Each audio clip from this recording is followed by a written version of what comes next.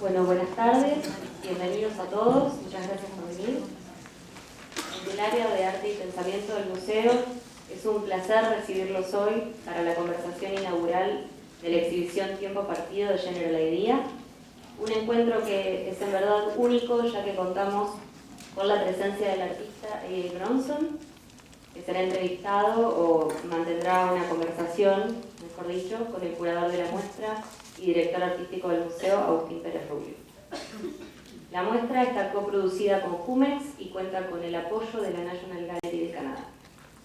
Esta conversación, a modo de introducción a la muestra, dará un repaso por la trayectoria de General Idea, atravesando temas como la arqueología, la historia, el sexo, la raza, la enfermedad, la autorrepresentación y el mito del propio grupo, motivo recurrente en la producción del trío canadiense. En principio queríamos agradecer muy especialmente la colaboración de la Embajada de Canadá en Argentina y sobre todo a su embajador que nos acompaña hoy aquí, el señor Robert Strike.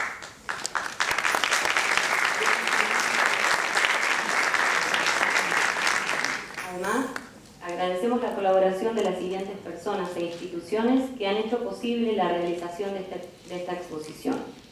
Julieta González y todo el equipo del Museo Jumex, Renato Alpeciani, Fern Bayer, Javier Gómez Cordero, Mark Herkenhoff, Mark Mayer, Linda Hall, Cindy Campbell de la National Gallery de Canadá, Alison Becker de AGO, Lia Turner y Florian Luth de la Galería Esther Schipper y Carmen Lamana Gallery.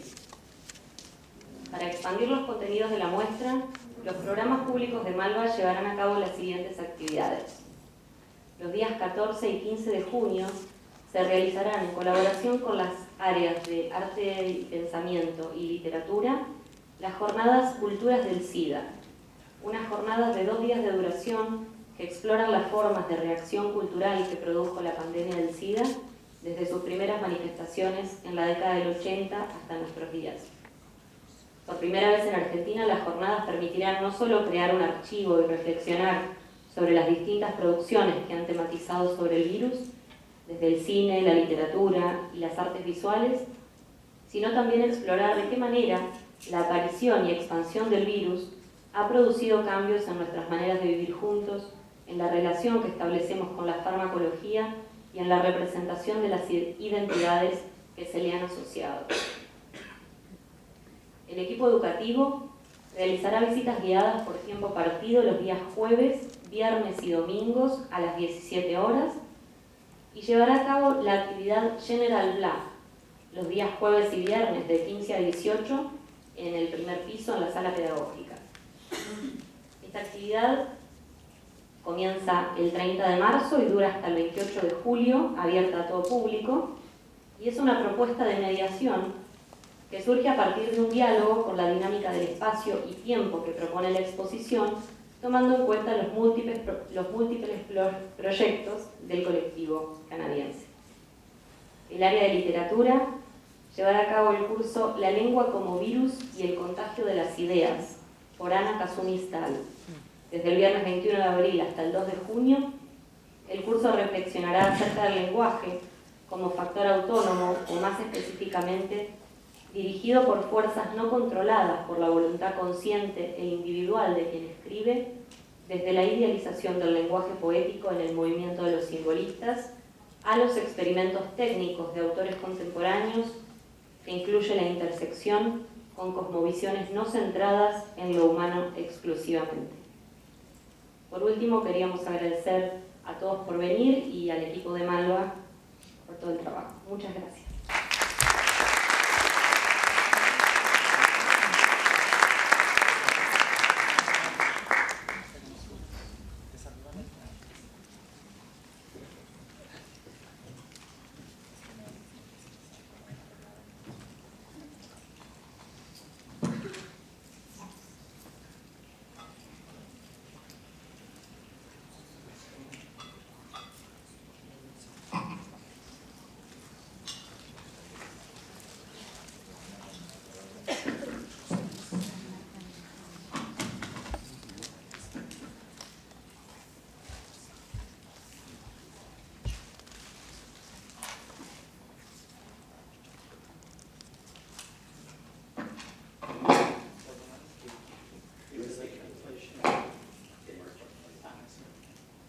Muy buenas tardes a todas y a todos. Vamos a esperar un poco a que Jay se ponga los auriculares y pueda recibir la traducción. ¿That's fine? Bueno, muy buenas tardes. Hoy estamos en esta conversación que inaugura realmente un proyecto en el cual personalmente llevo casi 4 años y medio y en el cual Malva lleva involucrado bastante. Un proyecto, como bien ha dicho Maite, un proyecto colaborativo en la región. Hemos trabajado con México, hemos trabajado con Jumex, donde presentamos la exposición allí el pasado mes de noviembre y que ahora llega a Malva. Un proyecto que también, y me gusta decirlo al público, estaba pensado para que llegara también a Brasil, que justamente había sido el único país y la única ciudad, Sao Paulo, que durante toda la trayectoria de General Idea solamente pudieron exponer una gran instalación, que es Fin de Segle, que la tienen ustedes hoy en la Sala 3 del Malva.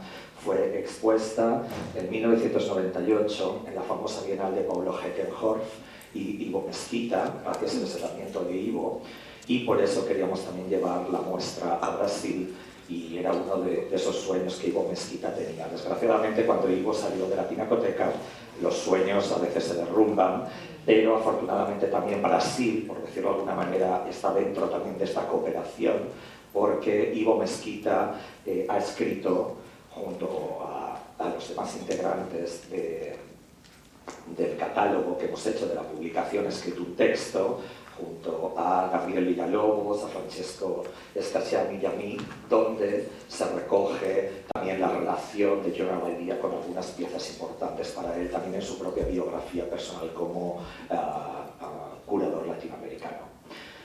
Dicho esto, hemos llegado hasta aquí, Jay.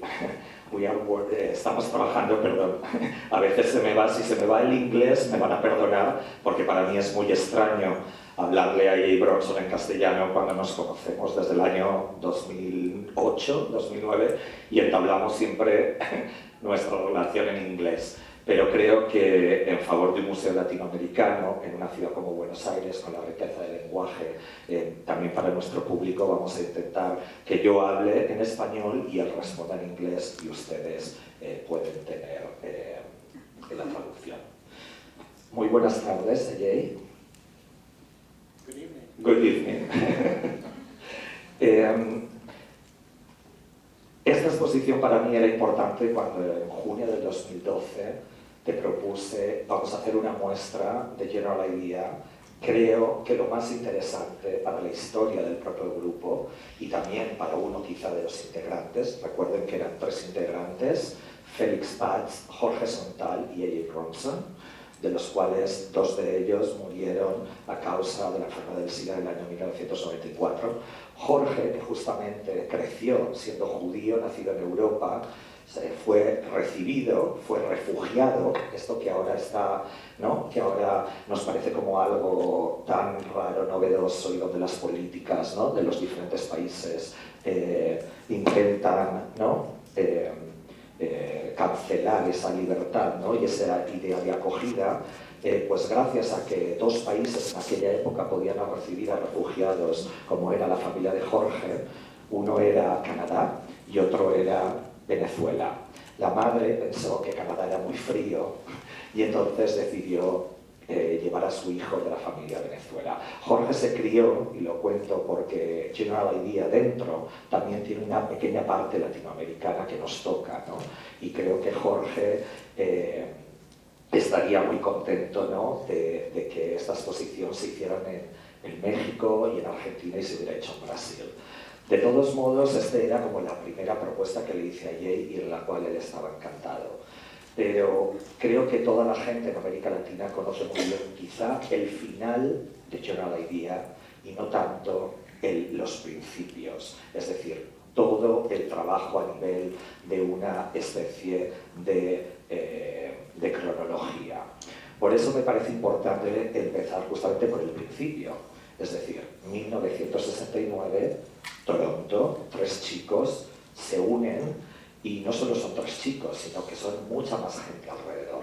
¿Nos puedes contar un poco de ese comienzo, esas primeras ideas y ese momento contracultural, político, social y de juventud de General Idea?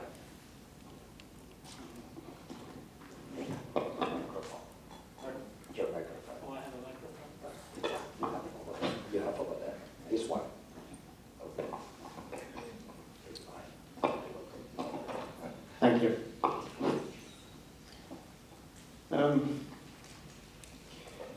It's hard to know where to begin. You know, the 60s, I mean, most people today can't imagine how awful the 50s were.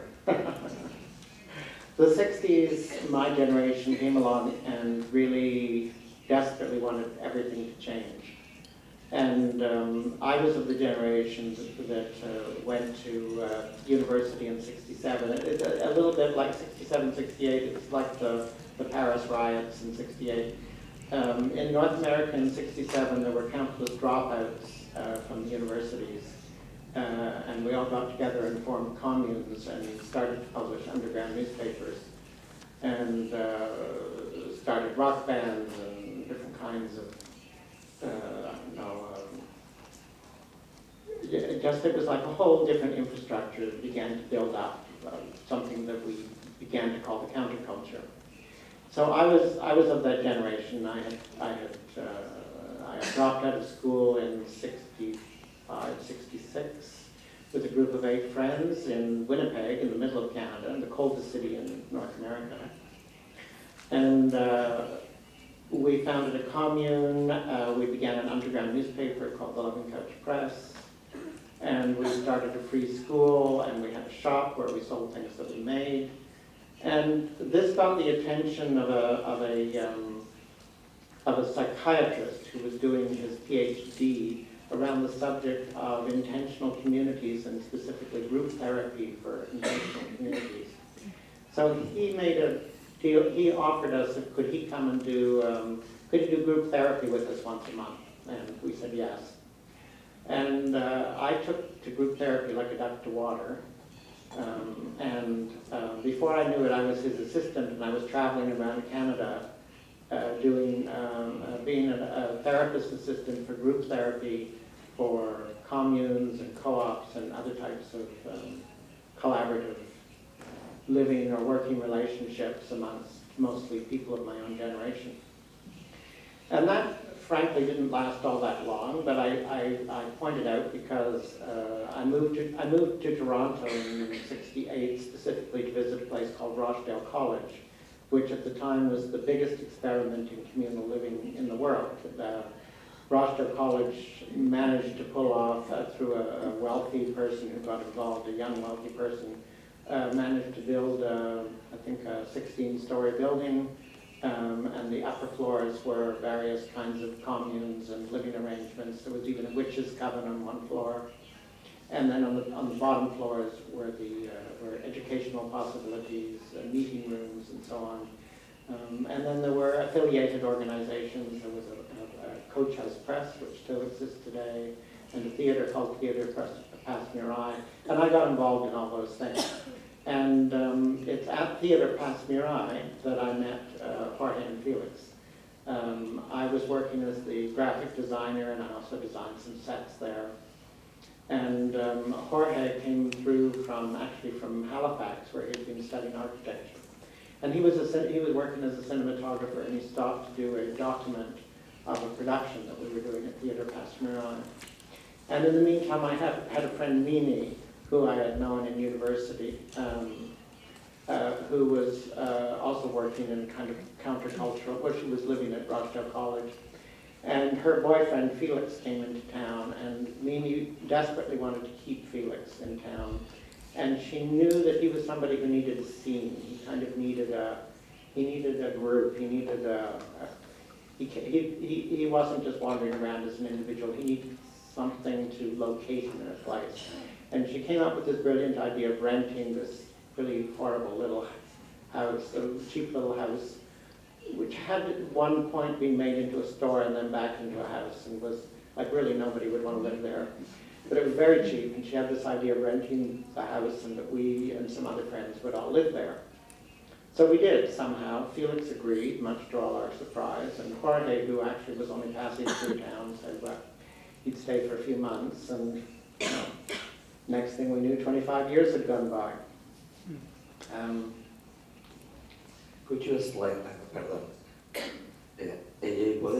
¿puedes contarnos más específicamente cada una gente del grupo, además de Félix y de Jorge, además de Granada, de Mimi, qué tipo de background traían? Porque tú venías del mundo del diseño, del mundo de la psicología, del teatro, ¿qué otras intenciones, qué otras background? Well, I had told my mother when I was 3 that I was going to be an artist, so, and I was always very focused on that, and it's only in the 60s I realized that I thought maybe art isn't, you know, not doing enough to help people, so I thought maybe I should be an architect, which I gave up pretty quickly.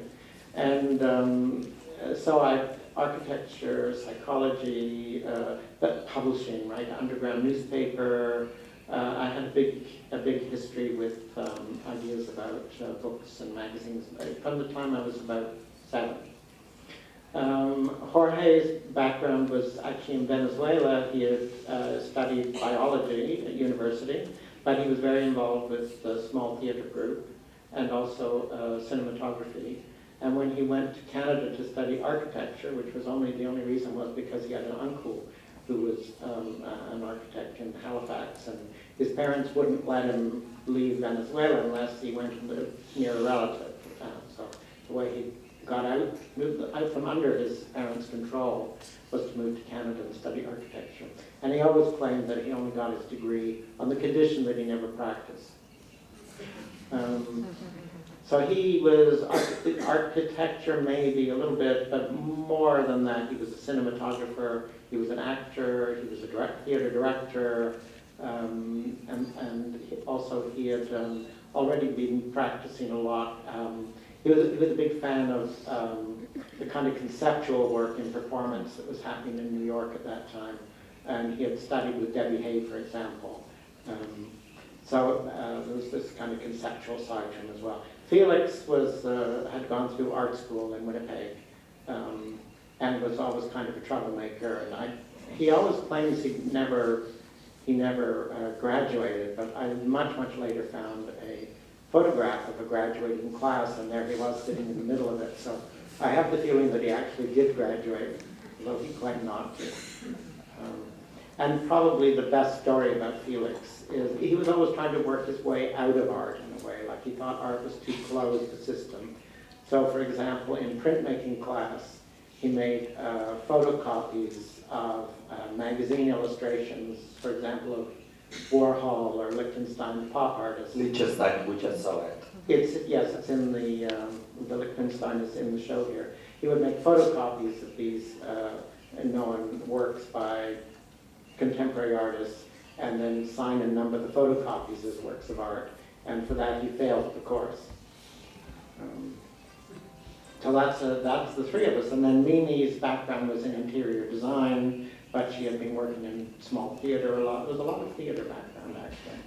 Déjame un momento comentaros a la gente, porque hoy por hoy conocemos, y ustedes conocen General Idea como Jorge, Félix y Ejei, pero hay que explicarles al público quizá que General Idea justamente no comenzaron a ser ellos 3. Me gustaría que Ejei hablara quizá más de este grupo que rentaron esta casa barata, que eran como jóvenes que venían de la contracultura, el amor libre, la filosofía, la teoría de la comunicación de Masha McLuhan, que es como el gran pope de la comunicación, y un poco yo creo que del amor libre, las drogas, y quiénes eran, quién es este grupo que muchas veces se dice que sois 7, que eran 8, que eran amigos que venían, es decir, y de quién fue la idea de llamar General Idea, porque es una idea colectiva, me imagino, del grupo. Well, we were all unemployed basically, except Mimi always had a job somewhere, but the rest of us were mostly unemployed. And we would want to entertain ourselves. So, for example, well, we had a storefront. Basically, our living room had a big window in it that looked straight at the street. And so we would do things like go out at night and find boxes of nurse romance novels that had been thrown out at a local bookstore. And we brought them back to the store and made a window display and a sign. And by the next day, we had a bookstore that specialized in nurse romance stories. And then there was a little sign on the door that said back in 5 minutes.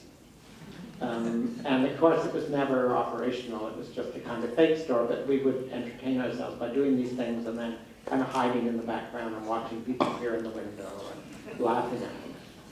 But you never, pero nunca lo hacías desde una intención conscientemente Well, artística. No, it very quickly began to change. So a friend, an artist called Johnny Neon, approached us because he had an idea for an exhibition he wanted to do, and his gallery refused to let him show it in the gallery space. It was something called the Belly Store. So we turned it into a collaboration, so it was open some sort of strange, regular hours. And he had tubs of black water with vacuum-formed babies' bellies, sort of belly up, which had little motors underneath so that they sort of moved around in the water. So you had the feeling that we're like half-drowned babies floating in the water. And then our part in it was we had a sales counter and a cash register and a heap of just plastic bottles with cotton batting in them and a label that said belly food. So there was kind of a stand-in, a simulacrum of a product, but not really a product. And Jorge stood looking rather scary. Jorge stood behind the counter and supposedly was selling these. But in the month that we kept the exhibition up, we didn't sell one. Luckily, because they're worth a lot of money now, so I prefer to keep them.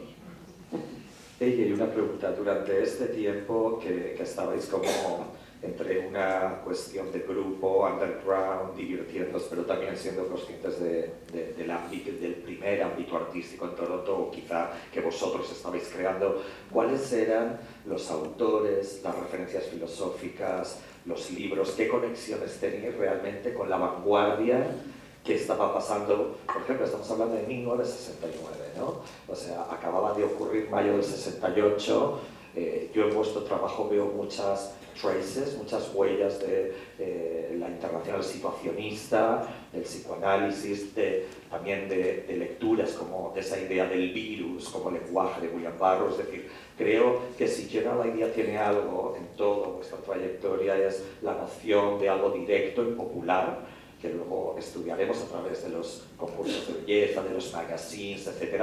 Pero por otra parte tiene unos layers de contenido sumamente exquisito y culto, de refinado en ese sentido, quiero decir, de una cultura de lecturas filosóficas y literarias muy fuertes. ¿Crees que en ese momento, en esos años que casi era un juego, ahí será gran parte del crisol que luego desarrollaréis? ¿O de qué manera lo...? Well, we were all of us voracious readers.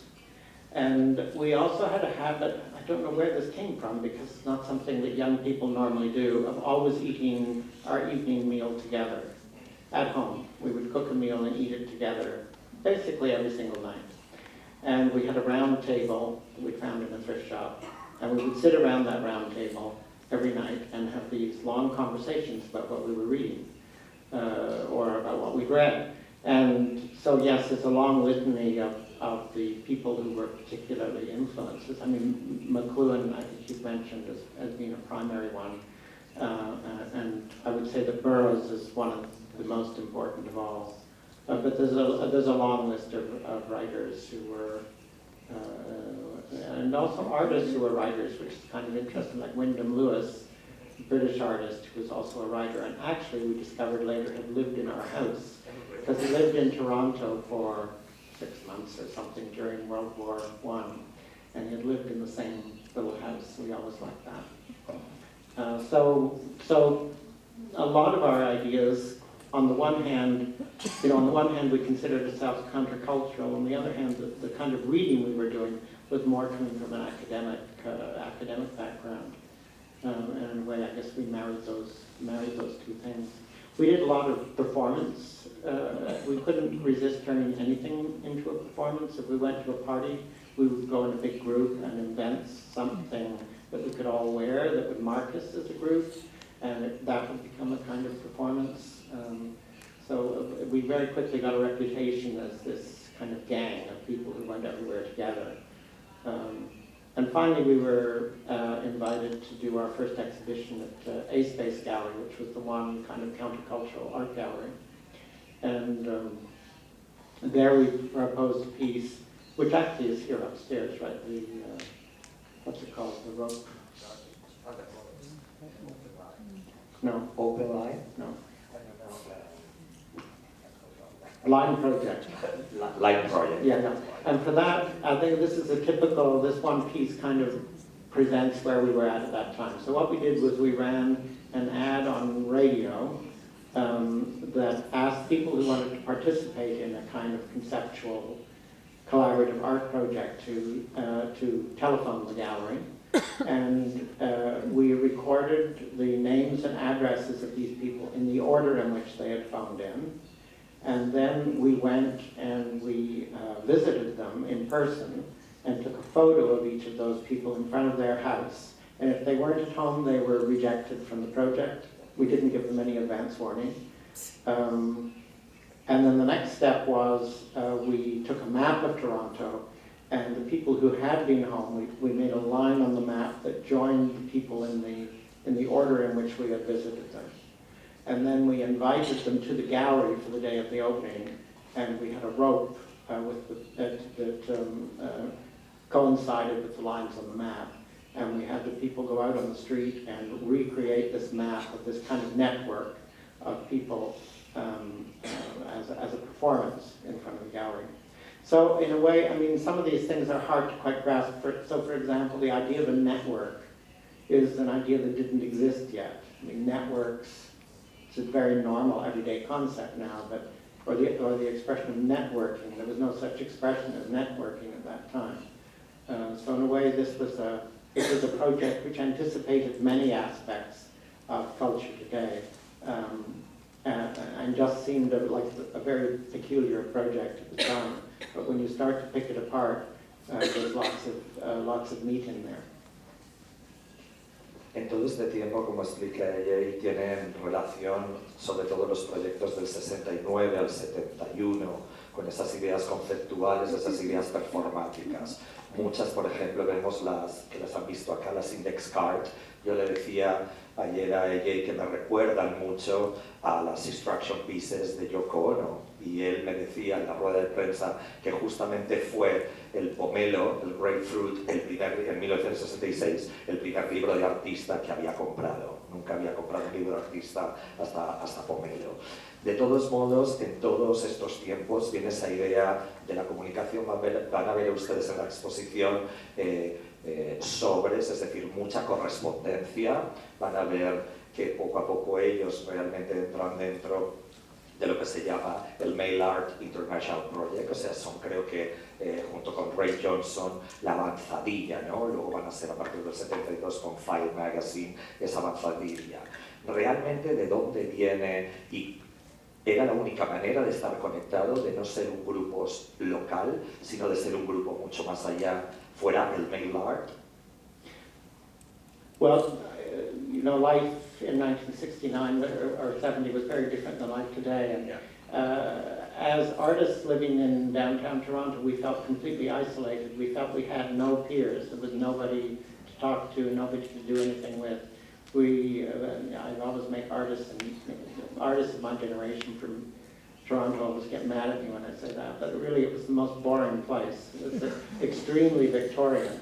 And we began to reach out through the mail as being the only real media of the time, as a way of connecting to artists in other places. And there were artists like us in many cities. I mean, in Canada, Vancouver and Montreal are both noteworthy, but then also in places like Amsterdam or Cologne, Dusseldorf, even in New York, and then in Eastern Europe, and in fact in South America, in Latin America, especially in Mexico, actually. There were many artists who felt isolated and it felt like they had no connection to the art world at large, which was, more of a marketplace. And something called Mail Art developed. We began a magazine called File Magazine in 1972, essentially as a kind of communications tool, as a way of joining people together from all these different places, all these people who sent us mail every day. And by 72, our way of making art was we would get up in the morning about 10, because that's when the mailman came, and put on the coffee, and then the mailman would arrive with a gigantic bag of mail, and we would sit and drink coffee and open envelopes and look at other artists' work and argue about things we could do with it. So that was how File Magazine started, and File was weirdly successful, although not in Canada. The distribution it was always, of course, a special interest magazine, but we had, for example, Andy Warhol and Joseph Beuys were two of the first subscribers. We had a very interesting mailing list of people who were sent File from many different countries. One of the things that was interesting about mail art was, people felt marginalized for different reasons. So, for example, from South America and in Eastern Europe, the artists who were in communication with us were mostly artists who were doing kind of political or socially critical work that they couldn't safely do in their own countries because they were all under dictatorships of one sort and another. And so they relied on the mail as a way of carrying out art projects that would not be visible in museums or art galleries, but were really only visible in artists' homes. We were kind of the other end of the spectrum. We were just bored, and we didn't feel any connection to the artists around us. So, but we did feel a connection, interestingly enough, to these very political artists from South America and Eastern Europe. That to me is something I haven't quite been able to explain, and I think maybe it's because with our interest in communes and in group decision making, consensus, these kinds of issues, that we in fact were also political, critical artists in relation to our culture, but because we had a much more generous and kind culture to live in, we didn't really think of it that way. Voy a volver un poco atrás del 72, sino justamente estamos en esos primeros años donde aparte de este grupo, ¿no? De Mimi, que era la primera novia de Félix, Pascal, que era un amigo travesti que iba y venía, que sale luego a ver representada en Mission en la India 1971, Pigeon, es decir, y varios de los proyectos que tienen que haber en la muestra misma, ¿no? Yo seleccioné una pieza que es de A.J. Bronson, que luego forma parte de General Idea. Y luego también el Organ's Charms, es decir, el sexo está presente y se respira en el grupo, no solamente porque luego vosotros tres decidís comenzar una trayectoria junto, una trayectoria de vida, de compañía, de sexo, de trabajo, sino porque también yo creo que en ese grupo se daba, ¿no? Siempre la gente que no hemos nacido en los 60 pensábamos en las comunas como esa idea de el amor libre, fumar porros y tener orgías, te daba igual si un chico, una chica, un transexual o... Entonces, eso se respira, eso se respira en gran parte de los proyectos y en la comunicación también de por ejemplo, el Organ's Charms, en lo que la gente veía, ¿no? Es decir, de qué manera, o bien el sexo o incluso el género, como luego vamos a ver en la correspondencia de James Campbell con respecto a sentirse feminista y no querer participar de Mission a la India, Pigeon 71. De qué manera esa comuna o ese empezar es importante en vuestras vidas a un nivel también de relación sexual y de querer potenciar y evidenciar eso dentro del grupo y de vuestro arte. ¿Es una especie de rebeldía juvenil o es un statement también político desde una posición queer? Por ejemplo, la Mission a la India Conception, es decir, hay muchas imágenes. Well, I think in part it comes not out of sexuality, but out of an interest in ambiguity. And all of our work, especially from the 70s, plays with ideas about ambiguity. And we did a lot of reading around the theme of ambiguity as well. And of course that translates into sexuality and gender very, very easily. And I suppose we always wanted to be, naughty. We wanted to be the bad boys. It's funny because I was just reading, where was I reading that? I was reading a book about the brat, or a text somewhere about the brat, about the notion of brat. And the brat is actually like a submissive person who's pretending to be aggressive in order to get slapped down. That's a brat. So we were brats, but we were all brats. And I guess there was nothing we liked more than being challenged by our environments. So for example, File magazine had this logo based on Life magazine. We wanted File to be able to travel like a kind of parasite through the magazine distribution system, like a virus, in fact. And Time Life sued us. And on the one hand, we were terrified because, the power of the Time Life organization with all these, penniless hippies. On the other hand, we were delighted. Like it was like the magazine had been a success. So I think I'm not sure how to answer your question going back to sexuality and gender. I mean, Pascal, for example, was somebody who was halfway through sex change. So he was both male and female, biologically male, but he'd been on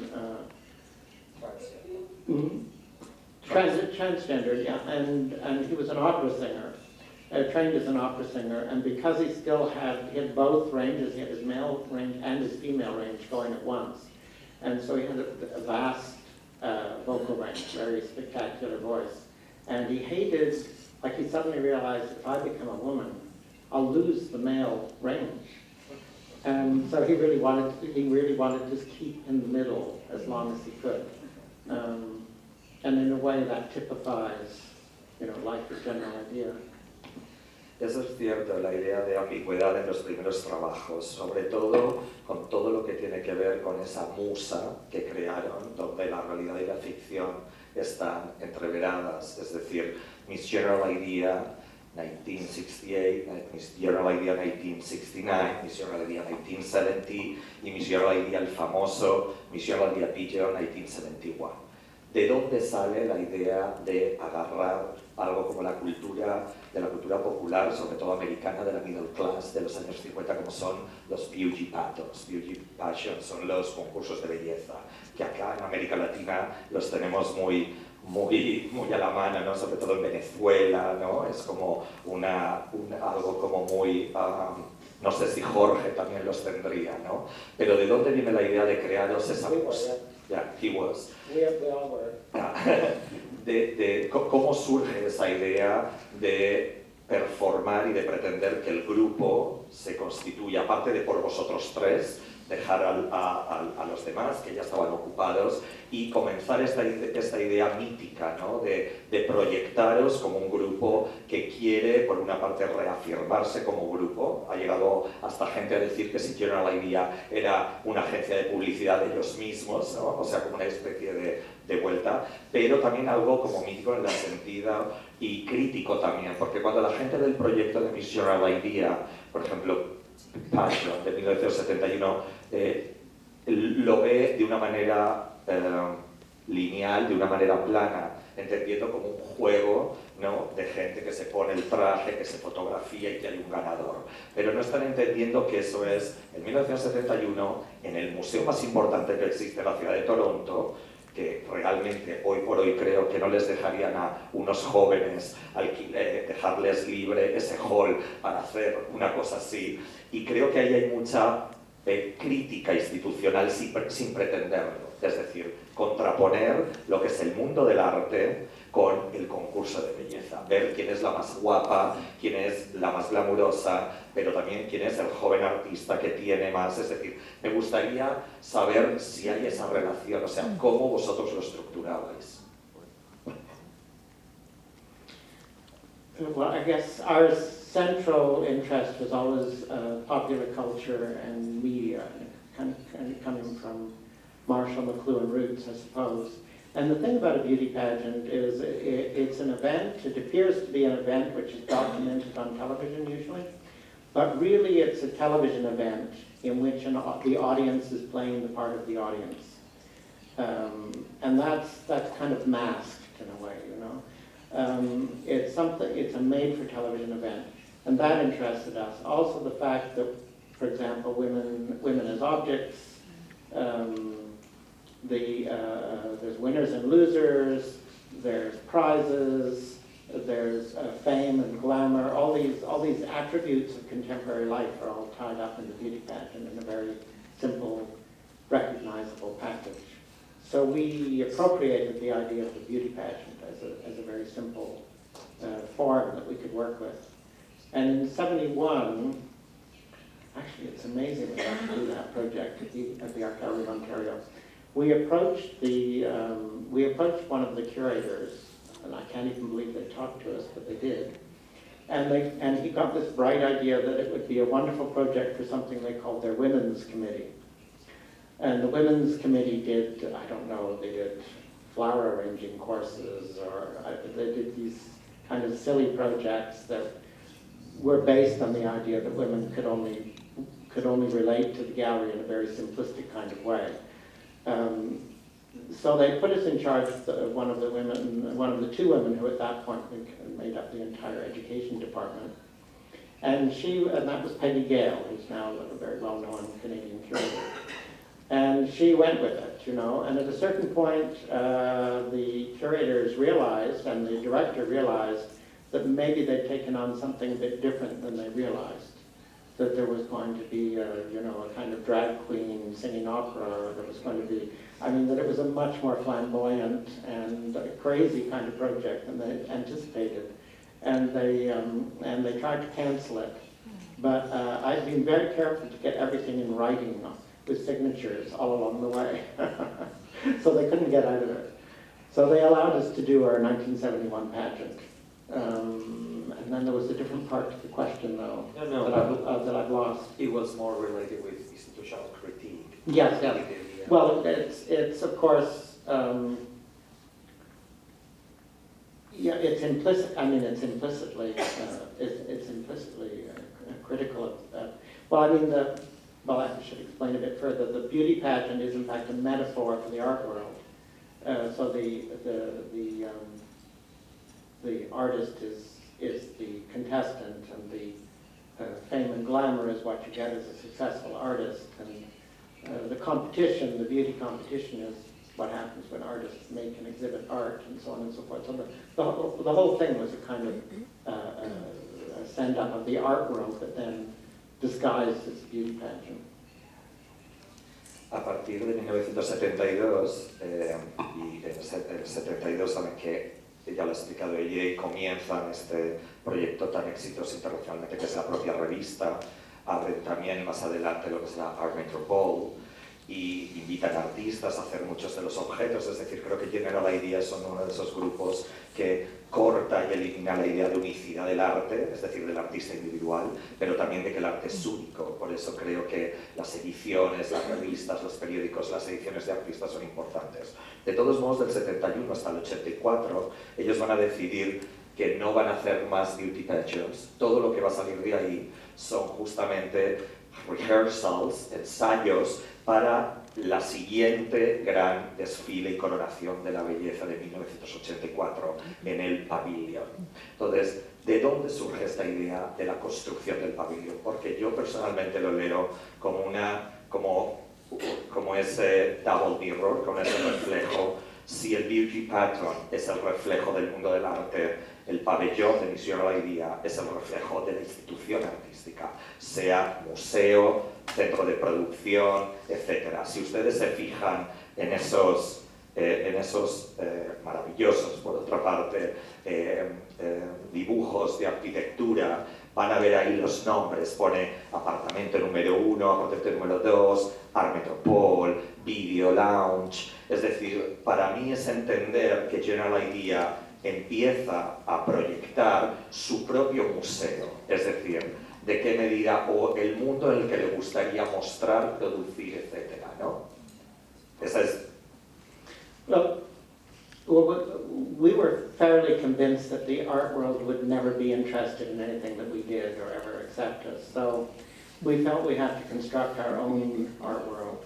And File magazine was in fact our own art magazine, so we didn't have to rely on Art Canada or Art Forum or Art in America or whatever. We could just do our own thing.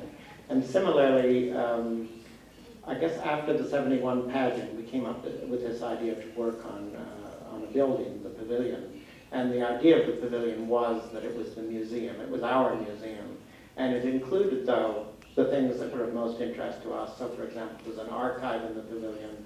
There's a gallery shop in the pavilion. There's, of course, exhibition spaces. But also on some of the plans, you'll see there's lots of bedrooms in the pavilion. It's weirdly enough. Because for us, everything was domestic. Y no, me interesa también durante estos años vuestra imagen de vosotros tres, que por una parte os interesa mucho la ambigüedad, la autopromoción del propio grupo con la idea de autorrepresentación que se veía en el Velvet Underground desde los 69, ¿no? Con esas imágenes, pero luego hacéis una cosa muy corporativa, entendiendo que es este juego entre General Motors, General Electric, General Idea, y os representáis como un grupo de arquitectos, ingenieros, por ejemplo, en el Glamour Manifesto, ¿no?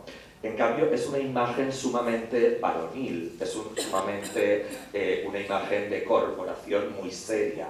Luego vamos a ver otras imágenes de vosotros, como los Baby Makes Three, donde los tres estáis en la camita, o Please the Poodle, más adelante casi travestidos como perros, pero todas estas imágenes que tienen que ver con el pabellón y sois como hombres de negocios. ¿De qué manera que estáis? O sea, es un mimic, es un fake, es una burla, es una... porque también desorienta esa parte. Well, those self-portraits you're referring to start in, I think about 70, trying to think what year they start, 73, I think. In 1973, well, we started in our little house, and we only lived there for a year. We found an abandoned 2 floors of a building in the financial district of Toronto, right at King and Yonge, that had been abandoned. The top 2 floors of the building had been abandoned, and we rented them for, I don't know, $250 a month for 5,000 square feet or something. And we lost that space in 1973, and by then we had been together just long enough, 7 of us at that point, that, you know, some of the people were beginning to think, well, maybe I should be getting on with my adult life. You know, maybe this is too much like being perpetual teenagers. And it's at that point that the group reduced to 3 people. And so we did a whole series of self-portraits in a way as a kind of publicity program to say, okay, now General Idea is 3 people. We were always very vague about who was in General Idea before. It was always smoke and mirrors. But starting in 73, we began to do self-portraits, so it was very clear who was in General Idea, Felix and Jorge and me. The images you're talking about, these kind of male-based images, are taken from, they're almost all of them copies from advertising campaigns in Fortune magazine from the post-war period, so the very early 50s. And it's a time when this idea of progress, the whole fantasy of progress was very, very strong.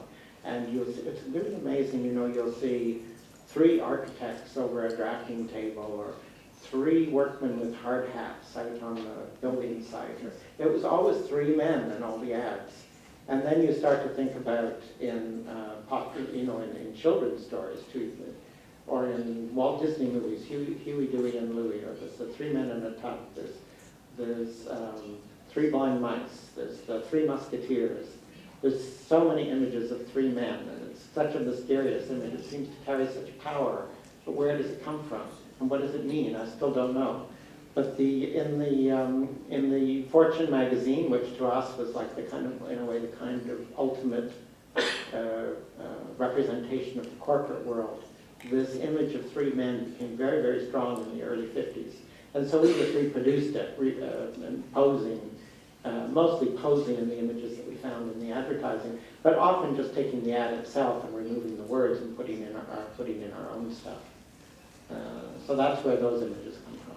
Muchas de estas imágenes a las que nos referimos las van a poder ver ustedes en las show cars que se presentaron en la exposición en 1977 en Carmen Lamana Gallery, justamente con el título de la exposición Reconstructive Futures, que es la instalación que van a ver arriba.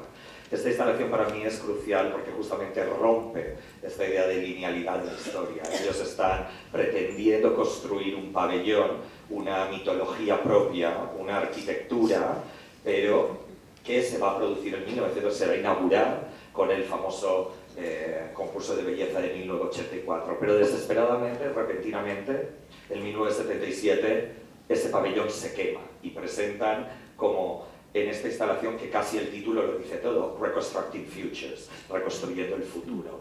¿De dónde vino esa idea de romper, de quemar antes de hora? O sea, sabemos que 1984 se refiere al famoso libro de George Orwell, pero ¿de qué manera? Porque luego la manera de presentarlo con la famosa paleta, la alfombra, la paleta del pintor, vosotros tres, que está en el Fire Magazine, ¿no? Pero ¿de dónde vino esa idea realmente de quebrar y de algo que es muy típico en la literatura, ¿no? Es decir, el tiempo ficcional. Yo construyo un tiempo, lo tiro para atrás, lo rompo, etc. ¿De dónde vino esto? ¿Realmente hubo algo en el grupo que decidisteis no llegar hasta ahí o ya sabíais de antemano que esto iba a ocurrir? Well, I mean, there's many different levels. So on the practical level, on the most practical level, we have an amazing momentum. Our project of our pavilion and our pageant, our plans for the future, which we called 1984, were moving ahead really a little too quickly for us, and we suddenly thought, oh my God, we're going to have to actually do a 1984 pageant, and we're going to have to actually build the pavilion if we're not careful.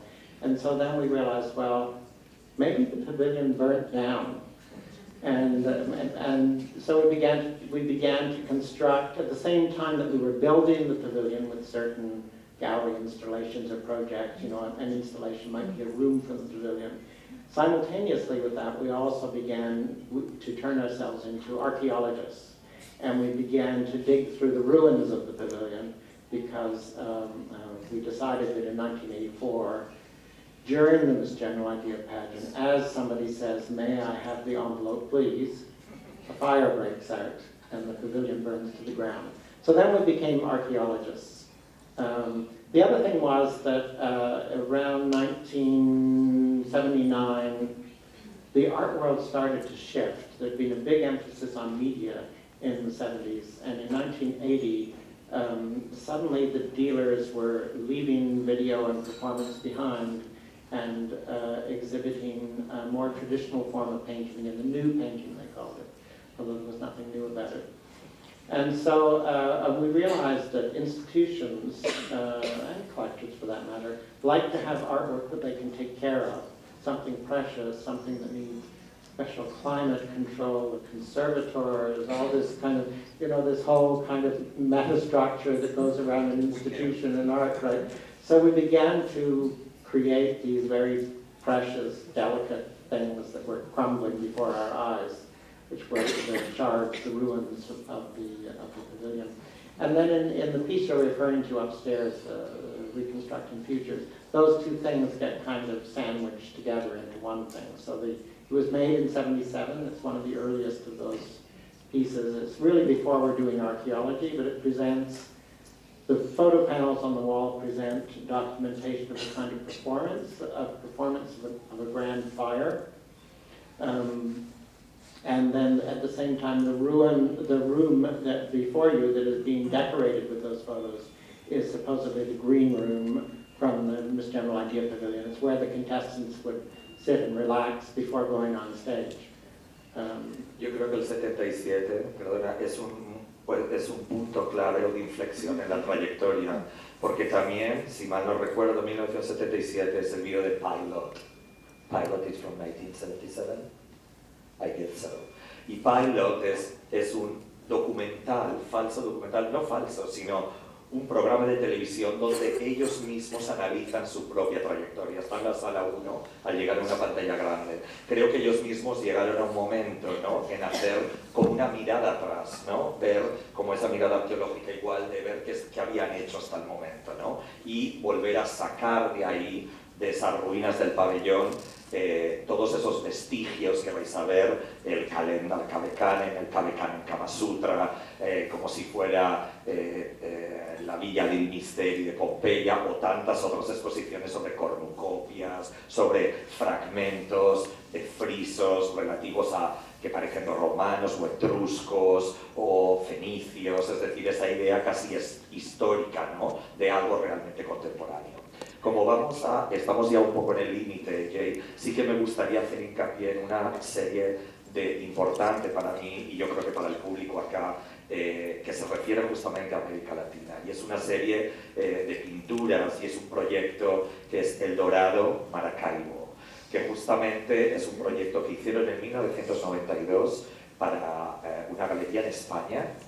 Justamente recordar que en España en el 92 celebrábamos, los españoles llevábamos el descubrimiento, yo diría mejor la conquista de las Américas, y fueron invitados y presentaron este proyecto que tiene que ver con Venezuela y tiene que ver con la relación de lo que ahora para nosotros es lo poscolonial, ¿no? Me gustaría de dónde sale ese proyecto, y sobre todo porque se ve que en General Idea los primeros años son mucho más conceptuales y performativos, y cada vez más tenéis una noción más fuerte social y política. Es decir, cada vez yo noto, y se nota en vuestra trayectoria, un compromiso más fuerte quizá con lo que estaba ocurriendo en el mundo del arte, pero también en la política, y luego con el proyecto del SIDA también, con la realidad personal pero también social.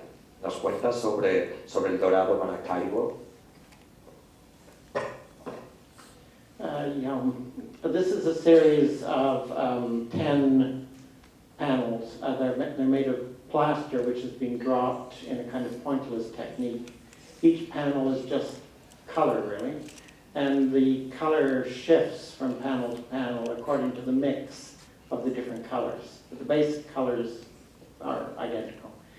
And the titles of those panels are based on or identical to the titles of 10 historical paintings in the Ethnological Museum in Madrid.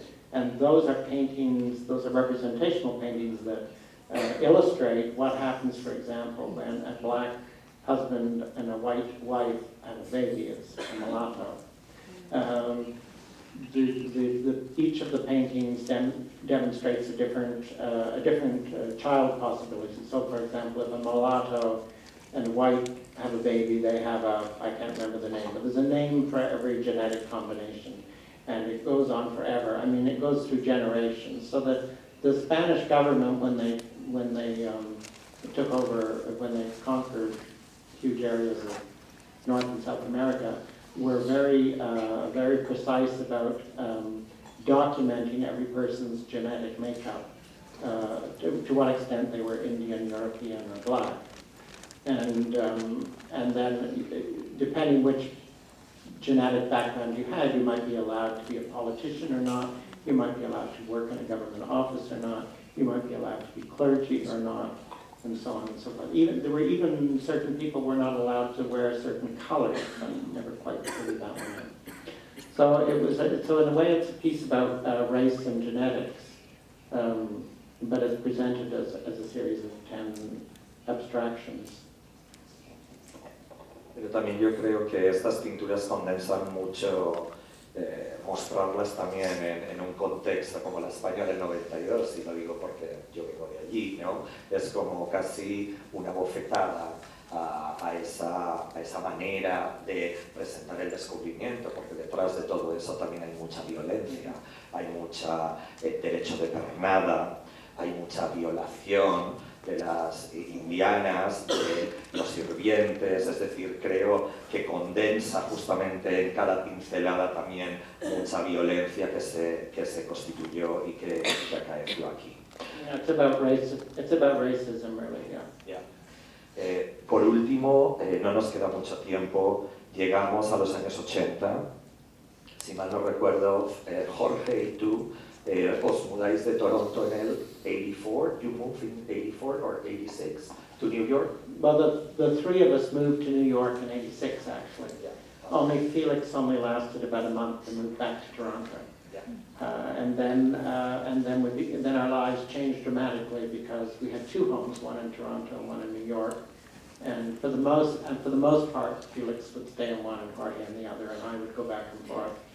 And we began to work, weirdly enough, not only by the mail, but by fax. We did a lot of work by fax during that period.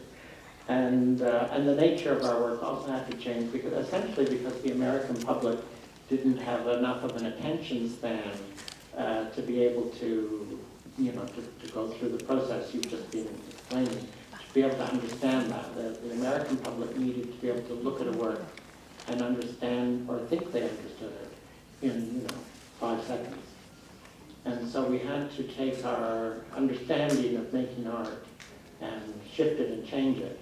Now also at that time came the AIDS epidemic, and a close friend who was working at the Canadian consulate was diagnosed around the time we moved to New York. And we saw him through to his death, which was in 87. And it's at that time we were invited to make a work for a fundraiser for the Foundation for AIDS Research, and the first AIDS painting was born. And that's when we realized that all these ideas about viral advertising and so on and so forth, all these ideas that we put into our narratives could now be taken and shifted into a kind of campaign for AIDS, and the nature of our work changed seemed to change quite completely at that point, although all the same ingredients are still there. Pero las referencias también, sobre todo lo que yo decía, las referencias culturales e históricas en toda esta nueva serie que llega del 86 hasta el 94, hasta cuando mueren Jorge y Félix, justamente casi de una manera premonitoria, porque en el 86 ni Jorge ni Félix sabían que estaban infectados, ¿no? Entonces es un trabajo realmente, para mí es muy emotivo, porque cuando ves los primeros dibujos, ¿no? del famoso cuadro de Robert Indiana, del Love, donde extraen la palabra love y ponen AIDS, ¿no? Casi, como decía Greg Borovich el otro día en México, puede ser entendido ese wallpaper como un virus, pero también como un poema concreto, ¿no? O sea, de una manera en la que se puede ser leído casi la palabra y comenzar a hacer otras palabras. De todos modos, en esta idea de la última serie, que va a abarcar muchos años y que dentro de ella, aparte, tenéis muchas piezas, porque no solamente es el logo, ¿no? El AIDS, también son las pastillas, son muchas piezas que están relativas a la enfermedad, a la soledad, a la incertidumbre, ¿no? O sea, yo creo que lo interesante de toda la serie es la relación con la historia del arte, es decir, Robert Indiana, se ve en la exposición, Marcel Duchamp, Ed Reichardt, Rouchet, y tantos otros artistas con los que los viralizáis, ¿no? Es decir, los infectáis de alguna manera. Esa noción, aparte, es muy general idea ya del principio de los años 60, del barro.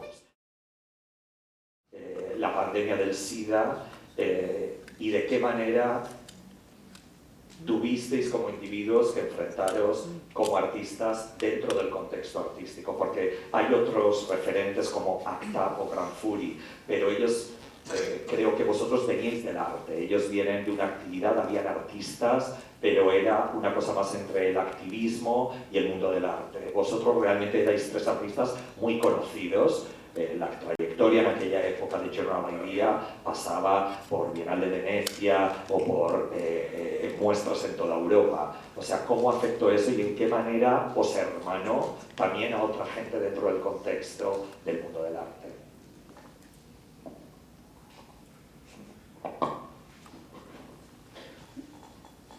Well, I think what it meant is that we operated in a completely different way. So, whereas people from an activist background made posters that gave information, that wasn't our interest at all. And we were working internationally, well, Europe, mostly Europe and North America, and a little bit in Japan and Australia and so on. And we were conscious always that our work had to move beyond the boundaries, for example, of the English language, and beyond the boundaries, beyond national boundaries.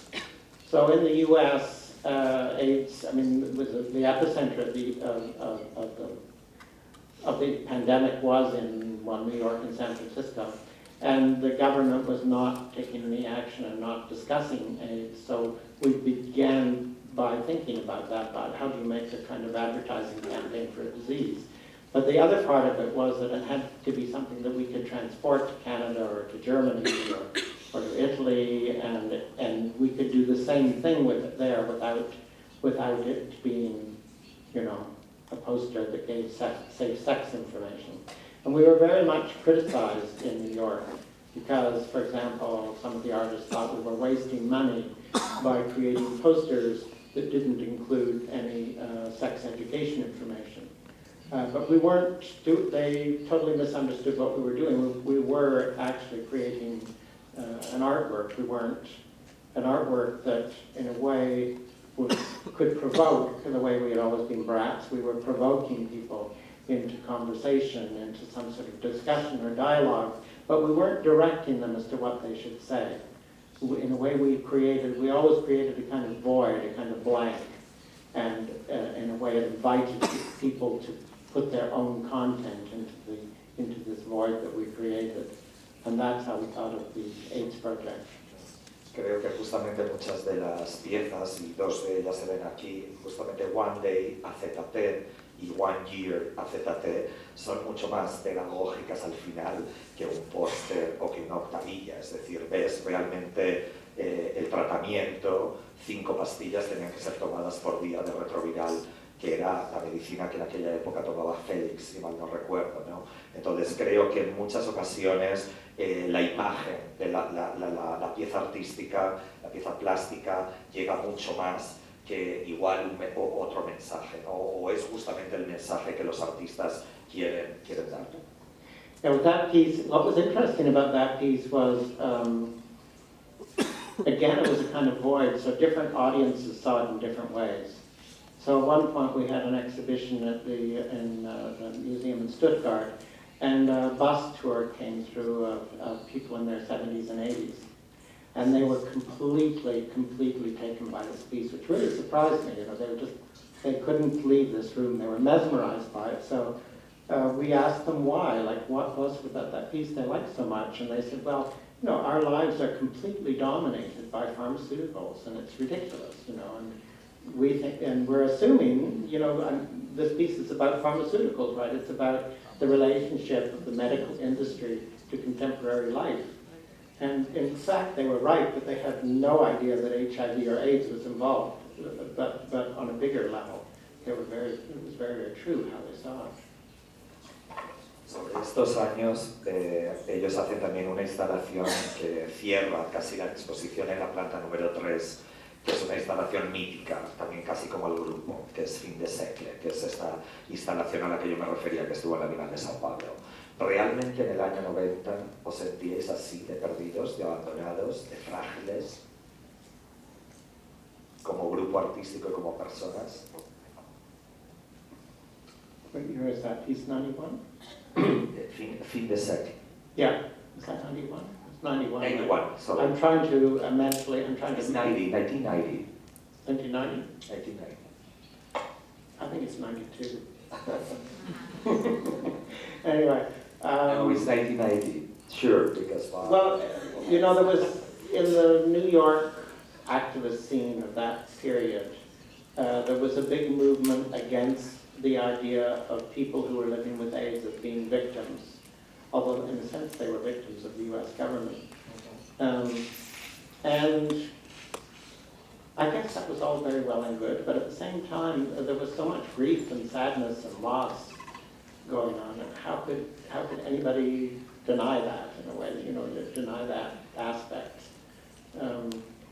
Even in '87, when our friend Robert was dying in St. Vincent's Hospital on 12th Street, and we lived on 12th Street, we lived 2 buildings away from the hospital he died, weirdly enough.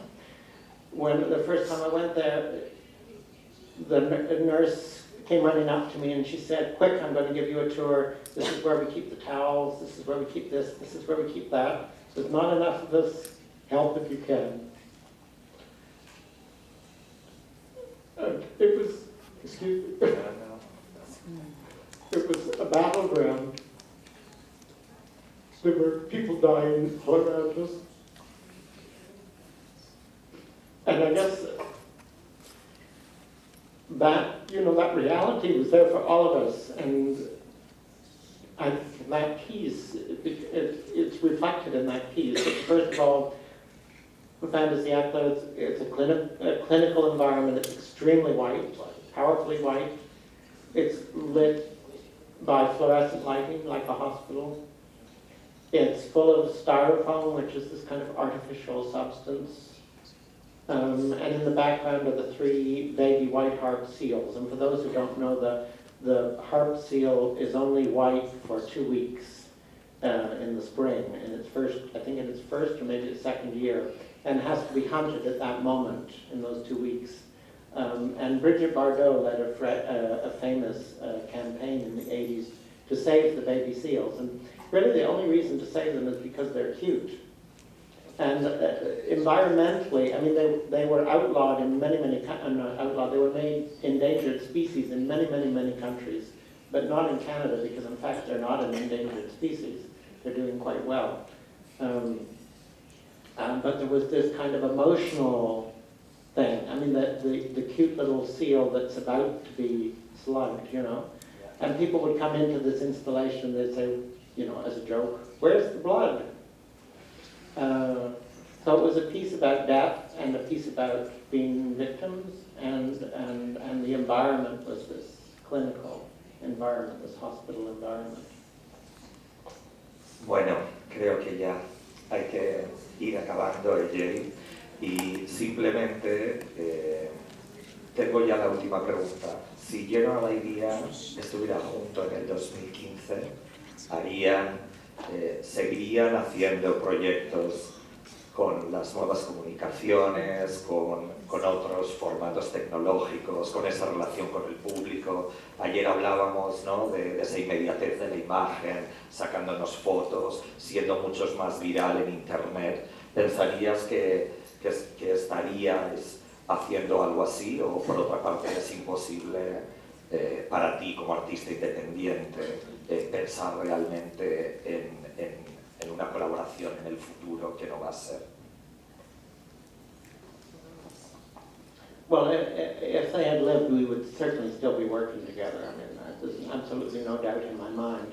And because of the way we conceived of reality and so on, I mean, in essence, for us, the internet already existed, and something like Instagram is just kind of